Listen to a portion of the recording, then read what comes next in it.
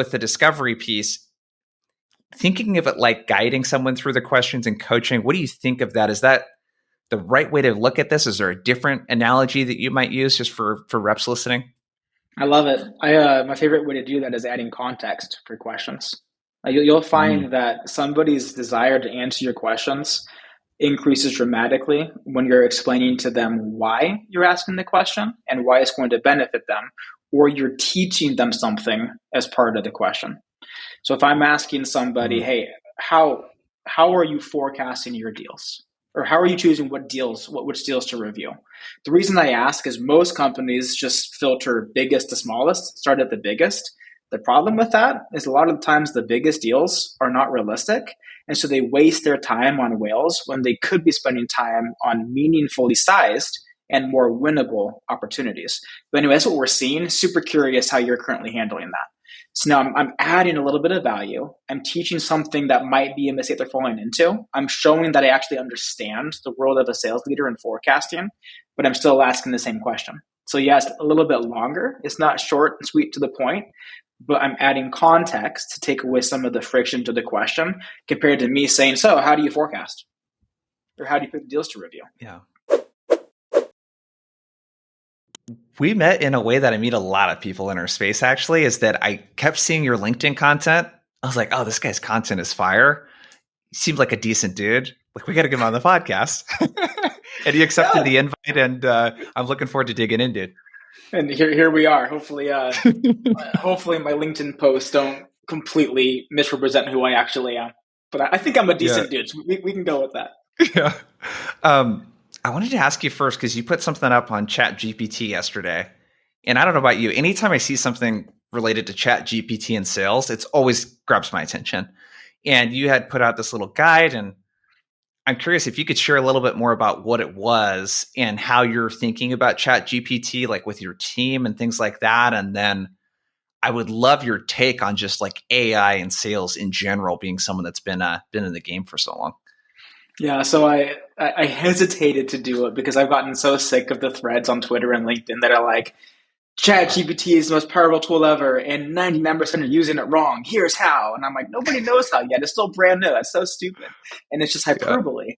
But I have played around with it because I want to be up to date. I want to understand what's new. Otherwise, I'll become that Mhm. dinosaur sales leader that isn't modern, and I'm out all those terrible things that we make fun of people for.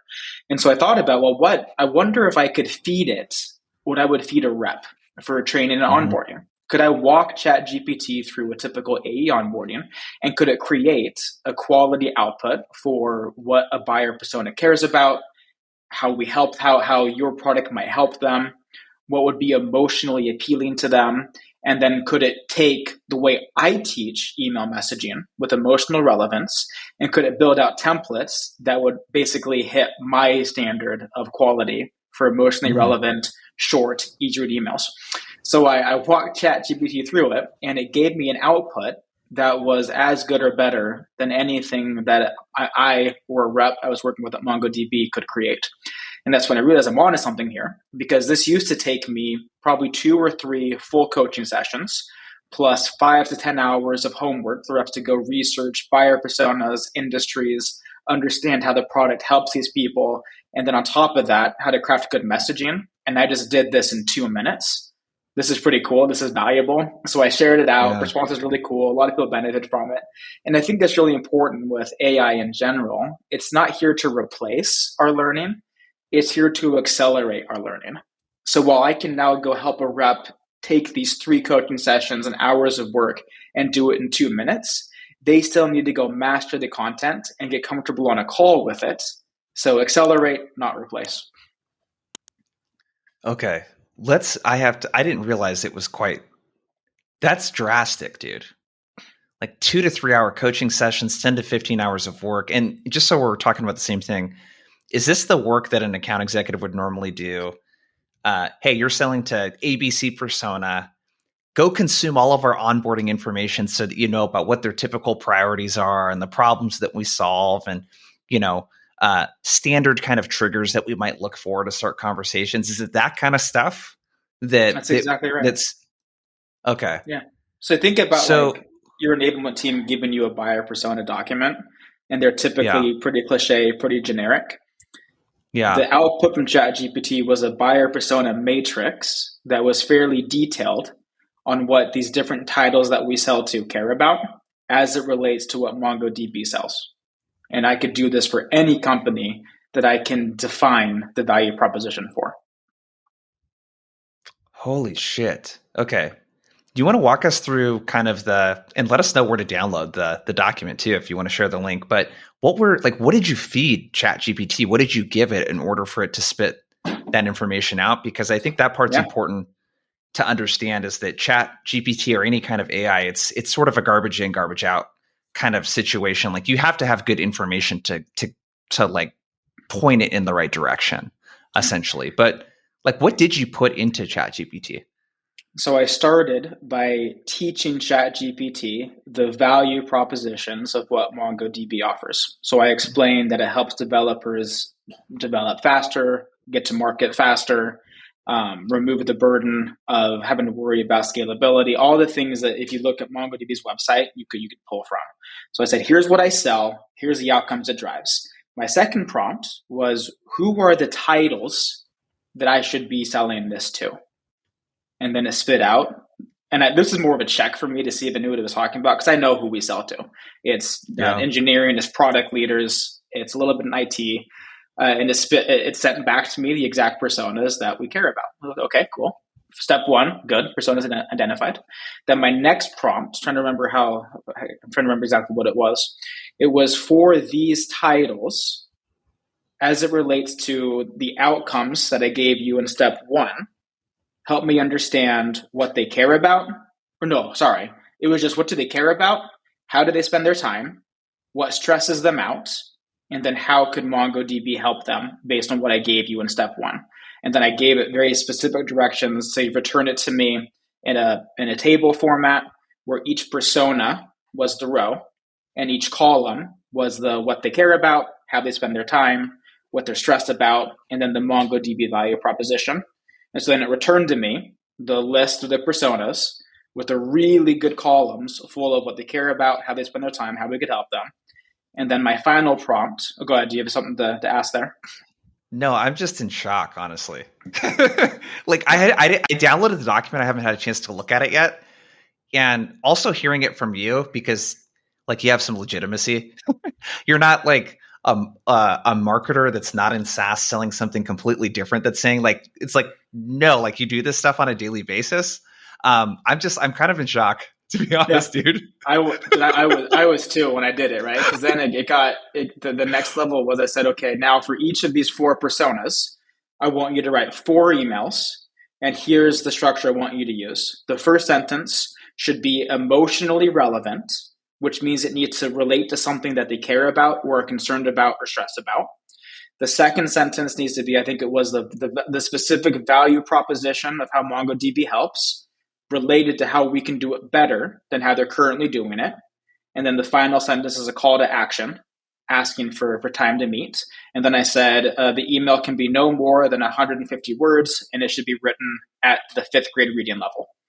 And then it gave me almost like, you need to go personalize the emails. I'm not going to go load these into Outreach or Salesloft and blast them out.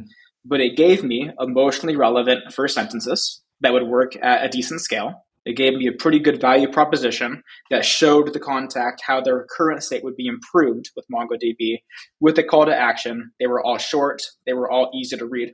So what I've learned with ChatGPT is, if I just went and said, hey, I work for MongoDB, tell me who I sell to, what and how and write me emails for them, I would have gotten really generic and garbage stuff. Kind of like we see a lot of the comments on LinkedIn now where people using ChatGPT and you can tell immediately. Yeah. But I was really, really specific. Here are the outcomes I drive. Who are their personas? Which persona? Here are the exact things I want to understand about them. And then for the email, it wasn't write me a good cold email. It was write me an email, and here's exactly what the first sentence is, the second sentence, all the way through, giving it very defined parameters. And so the advantage here for a sales leader or for a rep that's pretty proficient in any aspect of the sales motion, you can now go teach your proficiency clearly to AI, ChatGPT or others, and it can then go do a lot of what you used to do manually exponentially faster than you could. Yeah.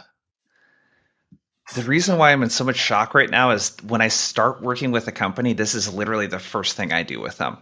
Because nothing against sales enablement people. I love them. I'm a huge fan of sales enablement, but the personas are so generic.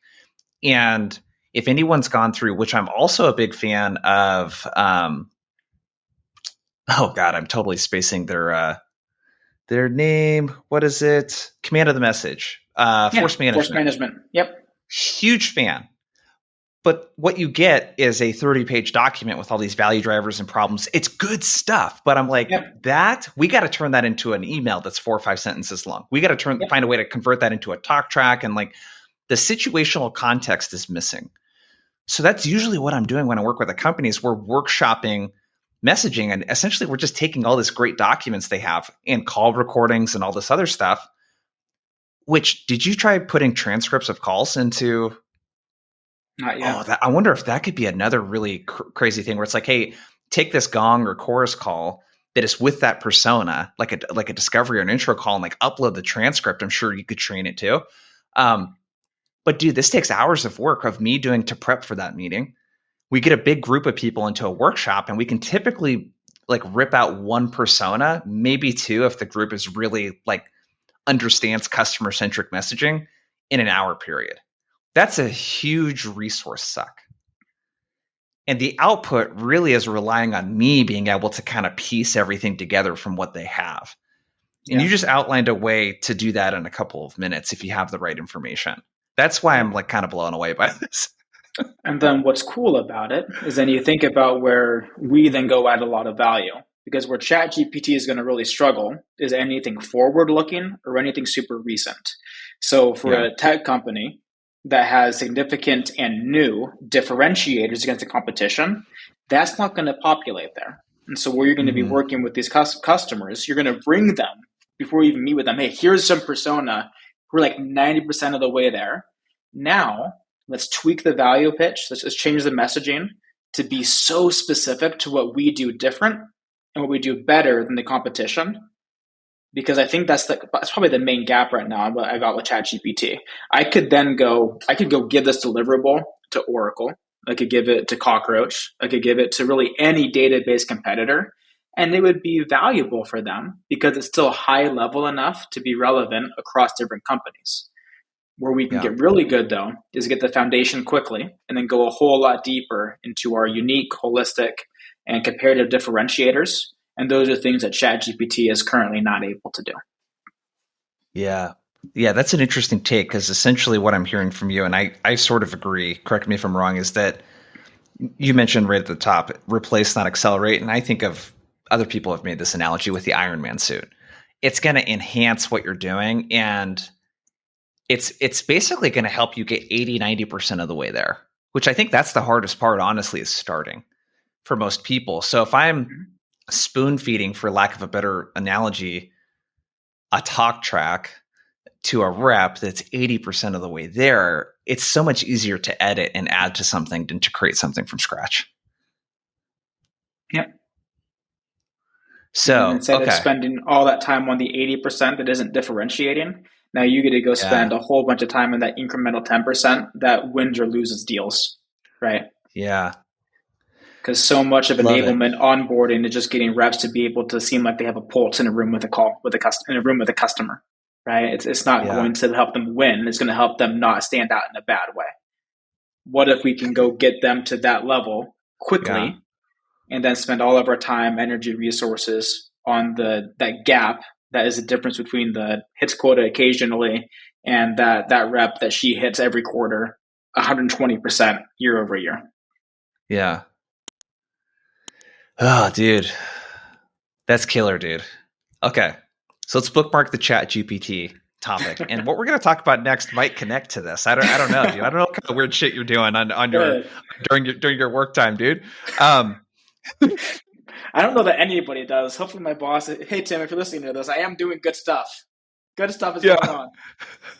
Um, so when I asked you in our prep call, which I always ask people, I say, what's your sales superpower? What do you feel like you do like really, really well compared to other peers that you know? And you said understanding the buyer's point of view and understanding their bias.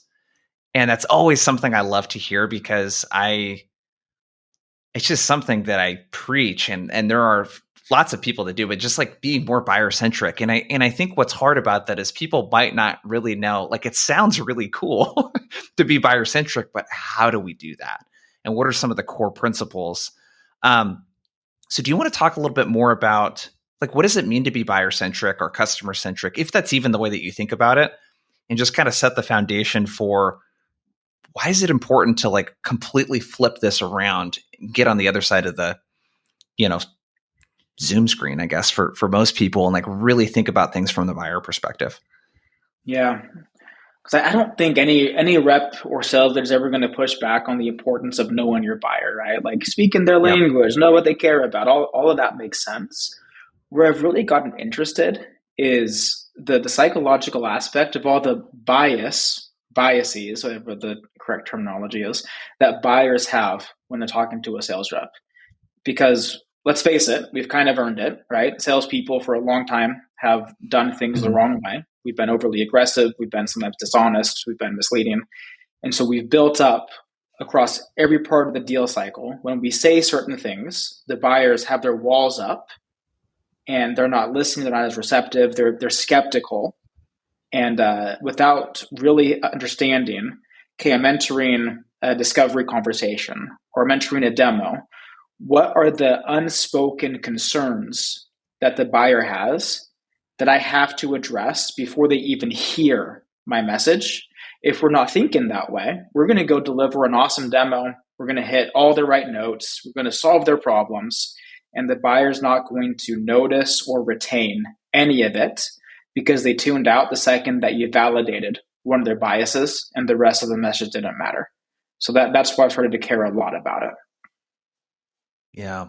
Was there a moment? I mean, I'm looking at this little graphic I think you had in your site where it was like number one AE at Qualtrics 2017, and you have an arrow pointing down. Like that's when I started using like the frameworks that I'm about to teach you in this course or whatever it was Yeah. that page was about.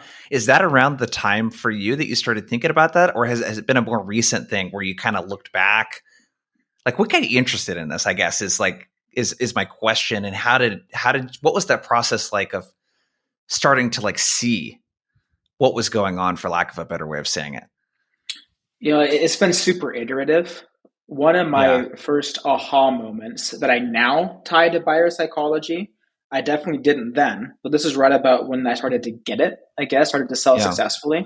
It's I began to notice this unhealthy friction in deals where I'm all about challenging the buyer. Mm. I'm all about reframing capabilities reframing requirements.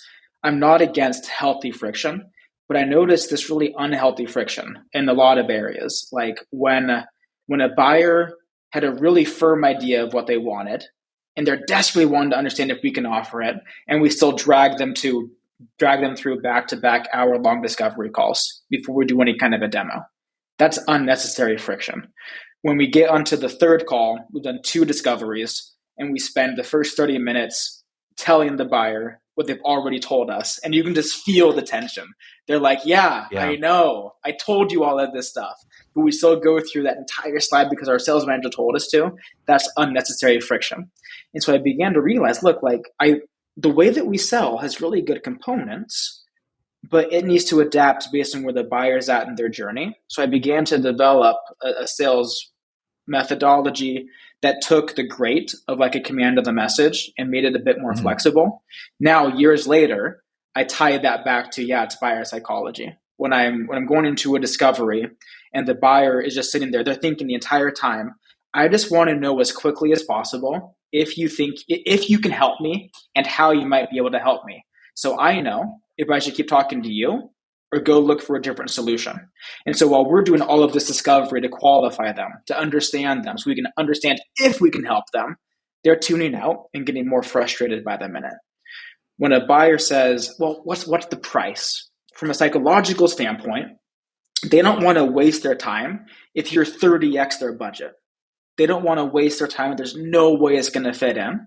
And so when you say, oh, there's a lot that goes into our pricing, I can't even share that with you until later, their distrust spikes. They're like, well, you don't want to tell me because your pricing is made up. You want to exploit me.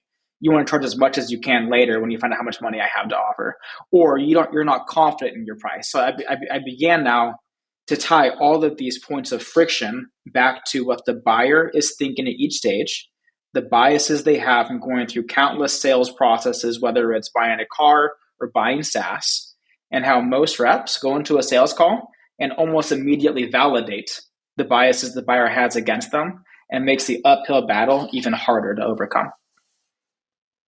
I'm so excited to dig into this, dude. Are you familiar with Ramit Sethi? Do you know who he is? I Will Teach You to Be Mm-mm, Rich. Okay. I'm not. He just came out with a Netflix show. Longtime blogger. Like he talks about, he came up with the phrase invisible scripts, which I use a lot. And it's like our buyers have invisible scripts. And one thing I always ask an audience when I talk to them is like, what do you think your buyer's invisible scripts are when you insert blank? In my case, a lot of times it's outbound, right? And it kind of sounds like the exercise that you did is just like, what are all of the things that they're thinking?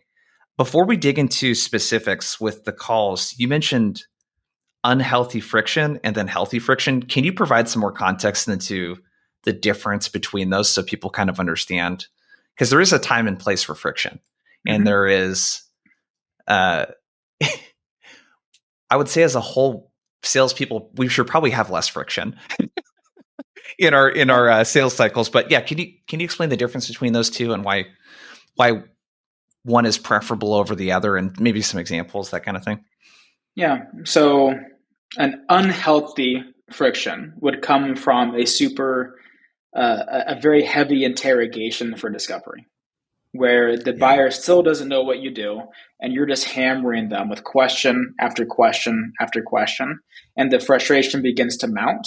And sometimes the buyer will even get to the point where they just say something like, dude, like you asked me for this call. Stop Mm. asking me questions. Tell me what you do. Like, why'd you want to meet with me? And I've heard that from Yeah. executives. That's unhealthy friction.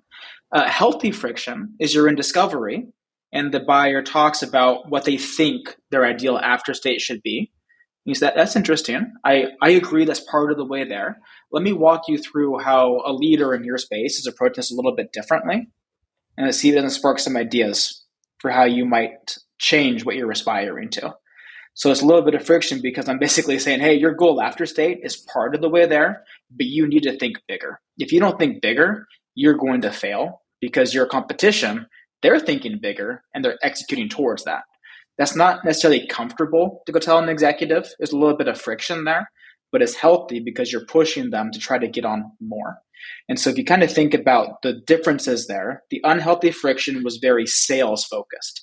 I need to ask you questions so I can better understand you, so I can sell you something. The healthy friction is I'm going to push you to think a little bit differently because you are capable of more than you think you are. I might have a solution to help propel you there, but regardless of if you buy my solution or not, you should be thinking bigger. If not, you're going to be regretting it 2 years from now. Yeah, it's kind of like any coach that I've hired, business coaches. The interactions I have with them in the coaching environment are they're asking a lot of questions, but they're trying to help me diagnose what the problem is. And they're bringing in a lens that I don't have because they've seen my situation applied hundreds of times across many different contexts. Is that fair to say? What do you think about, if we look at discovery, for example, that it should almost feel a little bit more like a coaching call with a prospect where you're guiding them through your questions versus interrogating? And I would just love your perspective on discovery in general, because I think that what's an easy trap to fall into that I've done many times, especially earlier in my career, is that, oh, I'm asking lots of questions. That's what I'm supposed to do in sales, right? You're supposed to ask questions and listen. And that frustrates the hell out of executives when you do shit like that. Um, Mm-hmm. so I asked you like three questions there. And let's just kind of backtrack.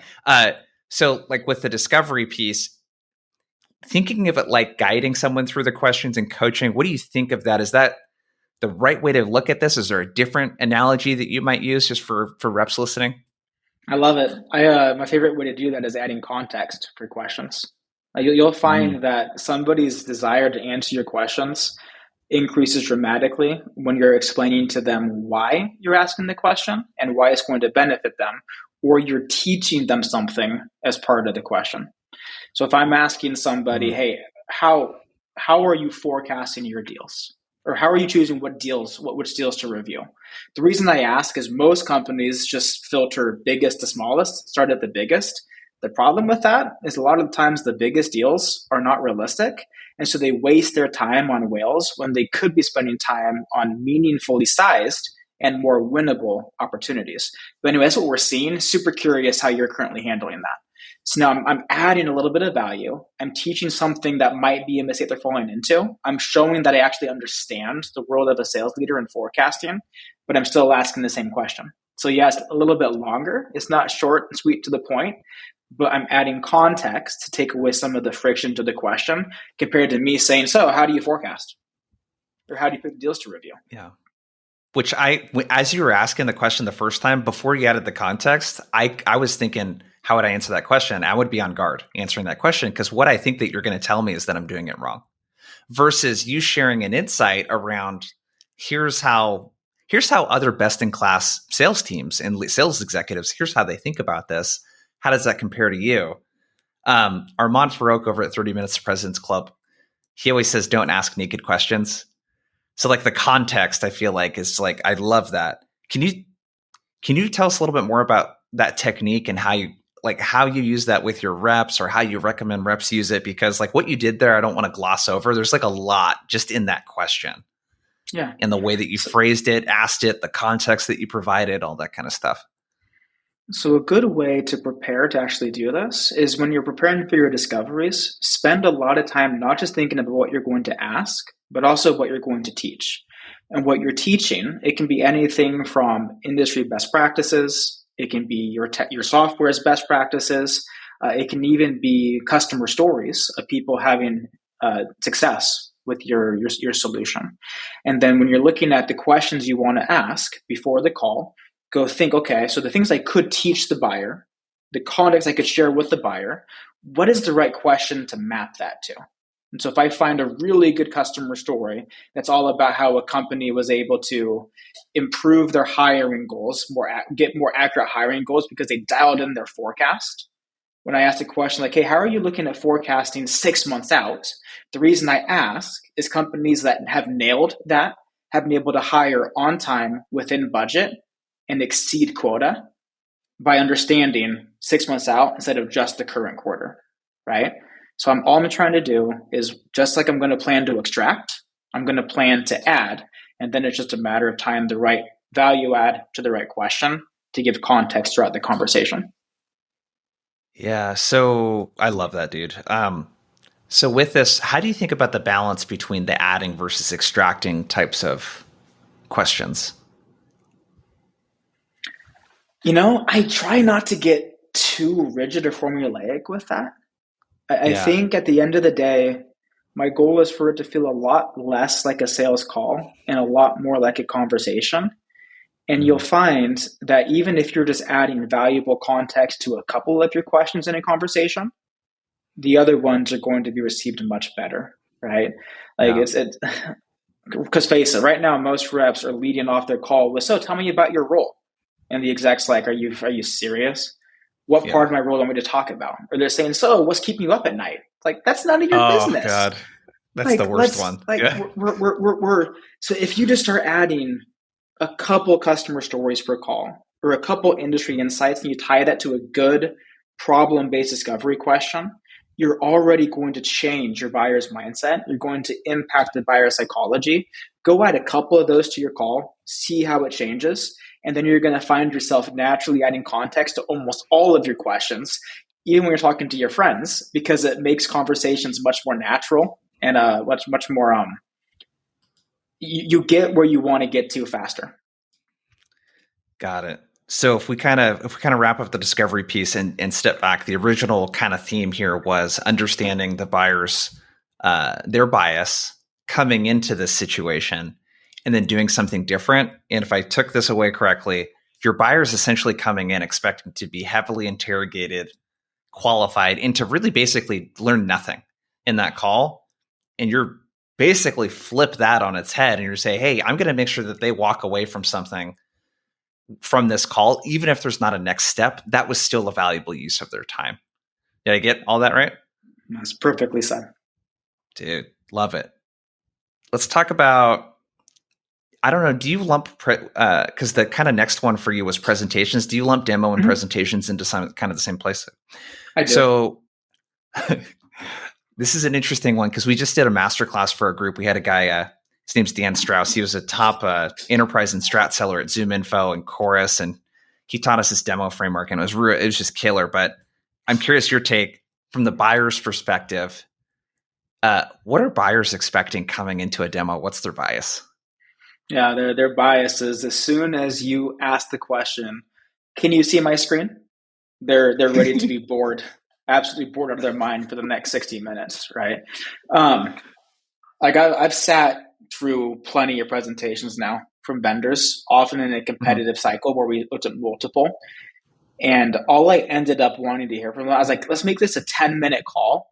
Just tell Mhm. me how you're different and then prove it. Because they all sounded the same. Their customer logo slides had Facebook, all had Apple, all had Microsoft, because they probably have one or two small departments using it. Their growth story looked the same. And then they walk through the demo and they all start with the high level overview, the 30,000 foot view. And to Yeah. some extent, all offerings are somewhat commoditized. Everything, Mhm. like when you look at your competitors, they're going to offer 80 to 90% of what you offer. And so the buyer is already getting bored. Now you're showing them things they've already seen because you're starting high level. And so now they're validated their bias of, oh, I'm bored and you're the same as the competition. They tune out. They're not even listening when you cover your differentiators. And then the call ends with, well, what do you cost? And now before you know it, it's, well, yeah, but we looked at your competitor and they're the same and they cost 20% less. And then you're just saying, oh, yeah, no, this is my first price. I can sharpen my pencil. And then before you know it, you're just negotiating a price and you're either winning or losing, and it's just a complete disaster. But those are the biases that buyers have for the demo. So being extremely bored, getting the NASCAR slide, all that kind of stuff. Okay. So what do we I love that you added, by the way. I just want to know how you're different and then prove it. Like every executive, and I learned this the hard way, which it sounds like you shared something kind of similar. The very first thing they want is proof points. Almost every executive I talk to, who have you worked with that's similar to us? What kind of outcomes did you get? Let's start with that. So we're make sure we're not wasting our time. Do I recognize this company? Is the situation similar? No, that's probably going to be a deal breaker for them then. You know? Um, Yep. so how you're different than prove it. So what am I doing as a seller to kind of really just do the opposite of what the buyer's expecting? Yeah. So there's a lot of really great advice and demos out there. Some of those super basic things are lead out with a bang, like start with something that really captures their attention. But Mm-hmm. I'll go a little bit deeper into how you should be overcoming this. So the first one is to not bore them. Like cut out almost all your slides. Okay, the only Yeah. slides you should be showing up front are slides to deepen your understanding of things that you missed out on in discovery. So, more of a discovery slide to help close the gaps, or to cover something that you need them to understand that you're not going to show them in the demo. Because the demo should not be a wall to wall product tour. So, a slide is a good opportunity to say, hey, we're not going to show this to you because, frankly, everybody has it, but I want you to know that we have it too. We're not the odd ones out. I just don't want to waste time in the demo going through things that you Yeah. probably saw from all of our competitors. Can I ask you real quick? Yeah. Are you that explicit about it? Do you kind of have a little bit of fun like that? Where like, hey, I got to show you this. Like what you just narrated, is that kind of similar to how you would interact with the buyer? 100%. Love it. One of Yeah. my pieces of advice for demos is label everything. If it's table stakes, tell them, look, I know everybody can do this. Mm. I just want you to know that we have it. I'm not spending much time here because you've seen it before. Okay, compared to most reps where they'll show something that everybody else does and they'll act like it's the coolest feature of all time. Like I remember at Qualtrics, I had reps showing the most basic question types, the most basic display logic, acting like it's this Yeah. cutting edge innovation. And you to the buyer, like, if you think this is cool, then your product must suck, right? Yeah. So label everything, and then when I'm showing things like a differentiator, I'm making sure that I'm going as far as to say, hey, look, like my competitors do this, but here's how we do it better. Here's why it matters for you specifically, and here's a customer story that validates that it's going to make the impact that I'm saying. And then for unique differentiators, I'm calling that it as well, saying only we do this. And this is one I'm going to spend a little bit of time on because this one is a trap for you as a seller. Because the second you say only we do this, that gives your buyer skepticism. They're thinking, well, why do only you do it? It must not be that important. You have to Yeah. defend either, hey, only we do this because our engineering team is 3 times bigger than our closest competitor. They wish they could do it. They're trying to do it. Someday they might be able to do it. They can't yet. So I'm defending it by having more resources, or I'm defending it because we're taking a completely different approach to the market. We're saying, hey, we actually view the problem you have differently than our competition, and here's why. Now you have to defend your approach to the problem. Otherwise, the whole only we do this sounds gimmicky.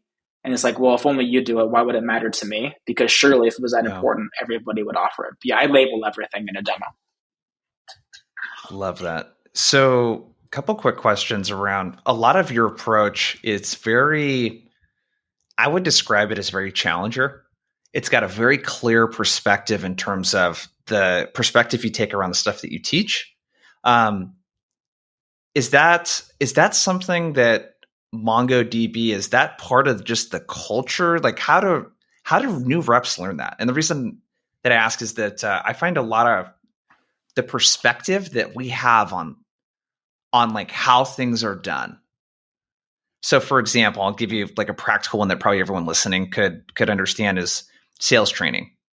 The very first slide I opened with on the demo call, I call it a demo call, but it's not really, I'm not demoing software, is a stat from Brain Group that 80 to 95% of sales training is ineffective after 90 to 120 days. And everyone kind of chuckles when they see that, and we have a discussion around it.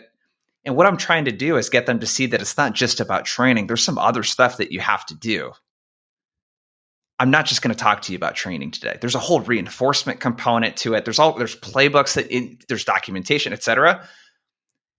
I have a perspective on it because I've been doing it for a while, and I've gone through this a bunch. I'm just wondering for you guys, it seems like you have very clear perspective on this stuff, and I'm sure your reps do. Is that something you have to teach specifically? Like, here's our perspective on the industry, and here's some common logic that's out there that we just think very differently from. How do you convey that? How do you get a rep to embody that? Yeah, so maybe I'll start with how I learned it and how I've developed it because it starts back in my time at Qualtrics. I had to go Mm-hmm. challenge customers because they thought they needed a survey tool. They thought they needed to collect data, and they could do that for a few $100 a year. And I was asking for a whole lot more than that.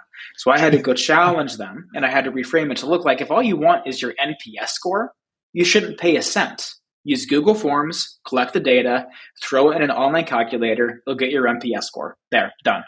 No implementation, no money. You checked off the box of what you think you need. Now, if you actually want to understand what's driving your NPS score, if you actually want to understand how to impact and improve it and actually end up retaining more customers and making more money, you're going to need a whole lot more. So I'm challenging them on what a solution actually looks like. At MongoDB now, we're trying to challenge people to think completely different how they store data, going from the old school relational way to non-relational. Like that's a major shift. We have to go challenge how engineers think about building applications. And so regardless of what company you're working for, go look back at the main things your product does differently. Start there. I'm going to say start with the product, which sounds a little bit counterintuitive, but start with the product features or solution features that are different than the competition. And now think to yourself, if I'm a buyer, how would I need to change my mind about how I do my job to agree that I need this differentiator? Now you have the path to go challenge somebody to accept your differentiated solution and buy into your way of doing it, which would lead to making a decision in your favor in a sales evaluation. Got it. And then the last part to that, I'm assuming what you shared earlier is the validating through a customer story. So it's kind of like, don't believe me? Yeah, don't believe me? That kind of thing. It's the pattern is always, here's why this part of our solution is different. Here's why it matters to you personally. Here's how it matters to your company. Here's the evidence that I'm not full of crap. If you can bring all those things together, you're going to have a motivated individual because it's going to impact them individually. You're going to have an enabled individual because now they can go sell to their leaders on why it matters to the business, not just to them. And they're actually going to believe you, which is pretty hard for a salesperson to get anybody to believe them. Those proof points are how you get there. Got it. Do you find that this may be kind of a silly question because you've probably been sharing customer stories for a long time, probably for most of your sales career. I find that most reps actually don't use any customer stories at all. Outside of just saying, this is a cool logo that we work with, which is not a story. Saying that you work with Facebook is not a customer story. Is the use of a customer story sort of in and of itself a way to kind of disrupt the normal pattern that a buyer might expect? Is that how you think of it? Or do you think of it in some sort of other way? And I would love your take on just like, what is a good customer story? What does that even sound like? Because I think there's a lot of confusion from people that aren't being taught this, from their sales leaders or their enablement team.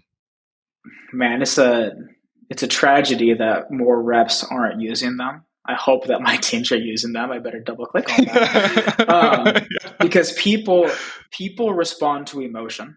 Stories are what evoke emotion in people. And so it's not just sharing a customer story, it's telling a customer story in an impactful way. It's drawing a parallel between, this customer was miserable because they were doing what you were doing. They hated their life because they were missing the goals that you're trying to reach. Then our solution came in and bridged them to this amazing world where they solved the problem you care about, the problem your boss cares about. Now they're heroes. Now they're having success because we were able to make them successful using our solution. Now look at how they're doing. So a customer story, it's not just pulling up a slide and saying, this Walmart had a 322% ROI in our solution. It's literally a story. Here's why their life was miserable. Here's how we solved that. Here's how great their life is now, drawing as many parallels to your customer as possible. So if you're a rep listening to this call, you're probably thinking, well, marketing hasn't given me enough good customer stories.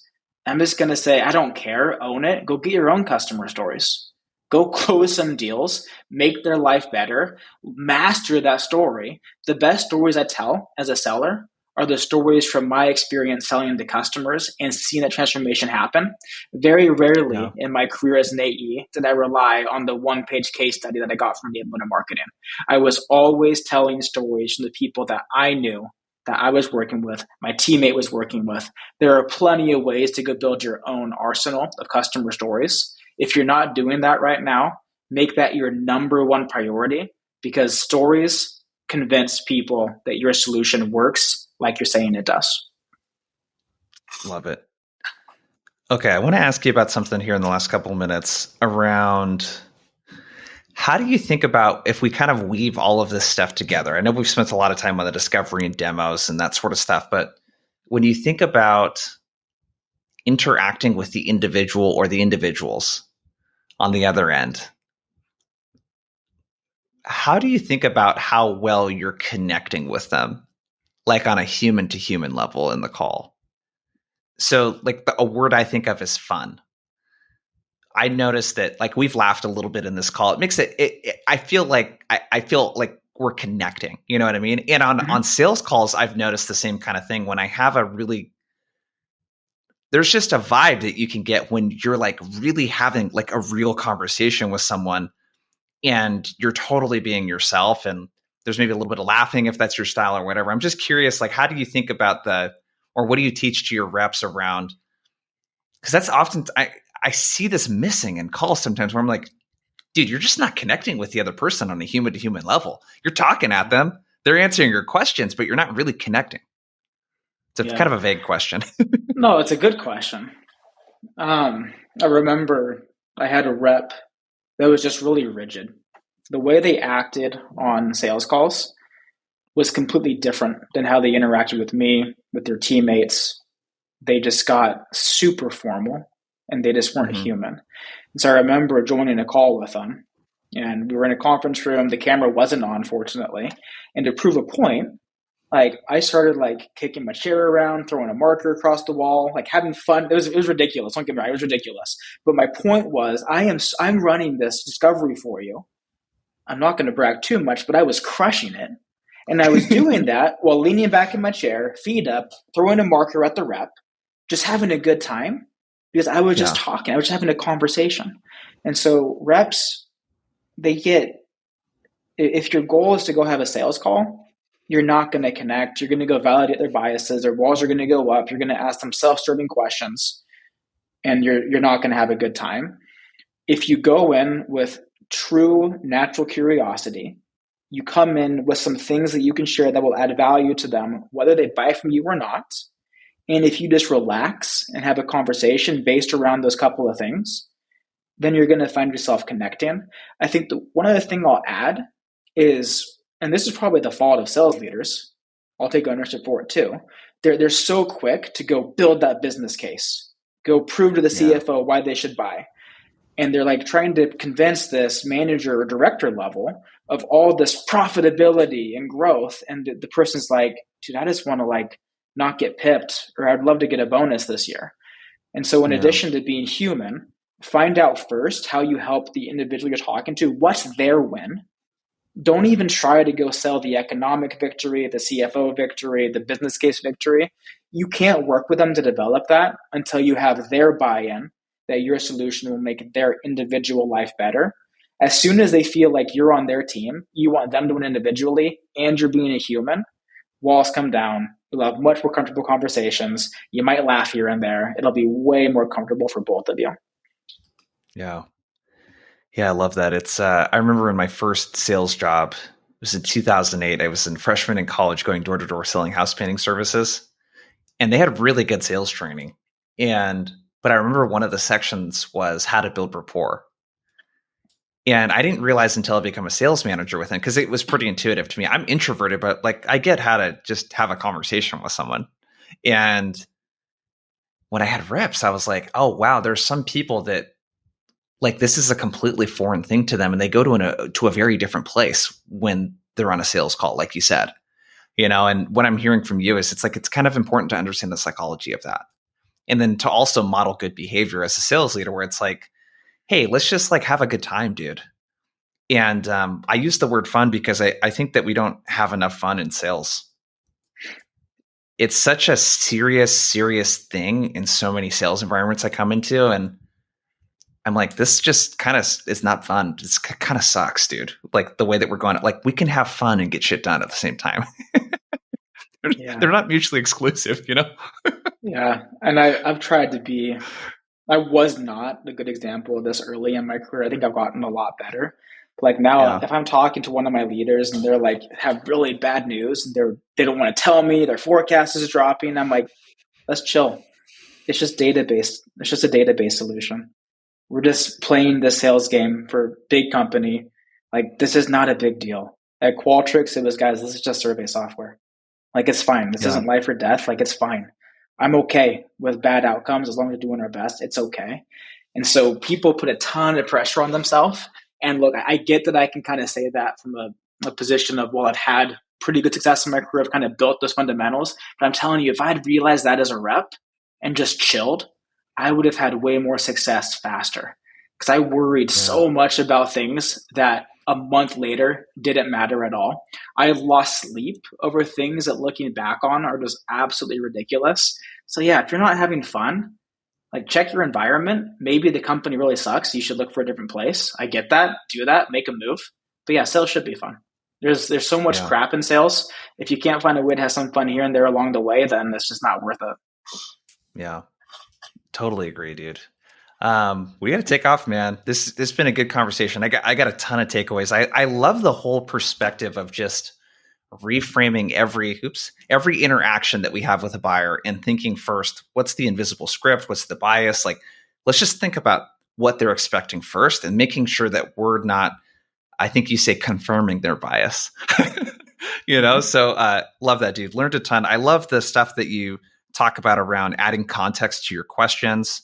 Um, how you're different and then prove it. The customer story piece, just reinforcing that, I thought was really cool, man. Where can people go to connect with you? I know you share a lot of great content. You got some courses and like all kinds of other stuff. Feel free to plug away, man. Where can people go find your stuff? Because you're putting some good stuff out there. Yeah, you can find me on LinkedIn. And then my website is salesintroverts.com. And so then it links out a couple other pages where I've got my courses. I have a buyer psychology course that goes way deeper that we talked about today. Then I've got my AE frameworks, and I might or might not be working on my AI frameworks that'll be coming in the not so distant future. So I'm having some fun.